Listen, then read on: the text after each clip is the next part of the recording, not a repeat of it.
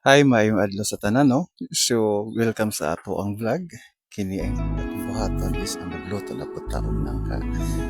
So, nakapalit niyog na kabalit 30 ra ni siya kay sorry rin sa mga bata. Di ba? So, atong anong buhaton is of course panitan, slice na siya. So, don't mind about my hands kay isod pod. Kikin ko na yung kaldero, nakalimot ko sa akong kamay kasi tungod dali. So humanog slice atong gitak-ang pero dili na siya pwede tinahakay basta ko si Commander Lia. Mahal ba ang gas? Diyos ko. So dinhin lang ta sa dirty kitchen. Oh, dirty man siya. Approve. Muna siya pag human maguna-una to sa subak, wa man tila yung subak. Kini na lang ang kaning kalderita na sobra sa pista ato Mayo 27 Senior San Jose. So muna siya ato sa pahilison. Pag human magsugot ni tatay mamalihog punta na magkuha og lubi. Dito so namili ako sabi ko asa may lubi kaya kining lubi lisod pangitaon karong panahon na kay nakapagkupras na. So may lain lubi kini na lang bahala na. Ang importante na ay gata ang gamit, di ba? So kini actually pwede pa ni siya mabukayo. See? Alright, so mana siyang gabi medyo di pa siya kuwang pero na siya gata tarungon lang din na siya puga. Okay, so ato na siyang gikagod. Ang first atong gata buhaton isang isa katasa ato nang ilahi kay muna siya ang piso na gata. Ang ikaduhang gata, ang ikaduhang puga muna siyang duha katasa ilahi po na siya kay muna tong unang isabaw sa ato ang nangka. So muna na siya ug ang sapal dili sa nato kay labay kay magabitan nato sa vlog ato nang himuon og cookies iputang na sa rib aron dili mapalos, di ba? So mo na afterwards pwede nato na i-check ang atong nangka kung luto na og naluto naman gyud kay pila naman oras naman nilabay basta consistent lang ang kalayo. So muna siya mag-anda na dayon ta para sa ato ang gulay nangka.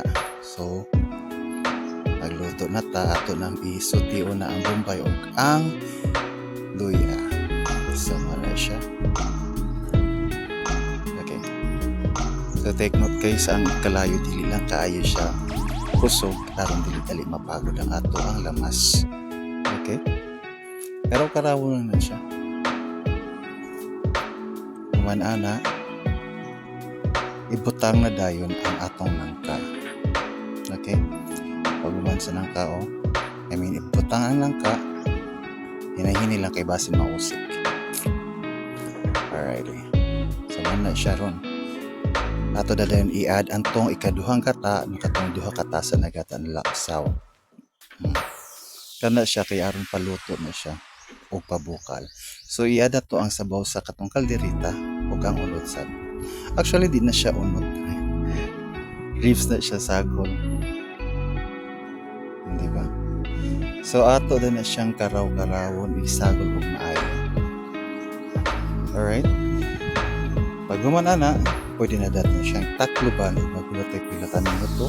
Pag aron pagbukal na pwede na sad nato ablihan ug atong timplahan na. Gamay ang asin. So gamay lang ang asin natong ibutang o gini sa mix. Gamay lang natin ibutang na kay tungod kay ang katong kalderita templado naman siya. Di nato siya gusto i-video ang lasa. Ibas mo para kasab, di ba?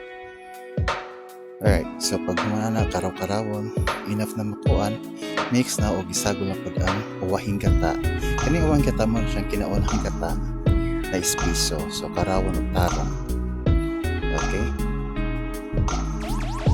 Alright, so pag humana na takloban na sad taod-taod ini ko mabukal ablihan na sad siya og ato na sang tilawan. Approve sama na siya.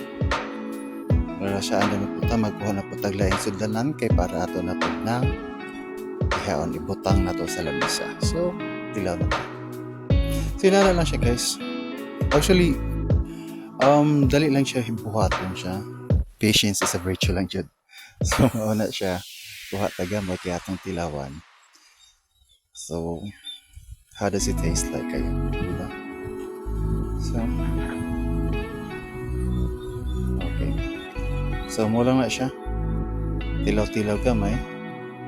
Approve ba may? Approve?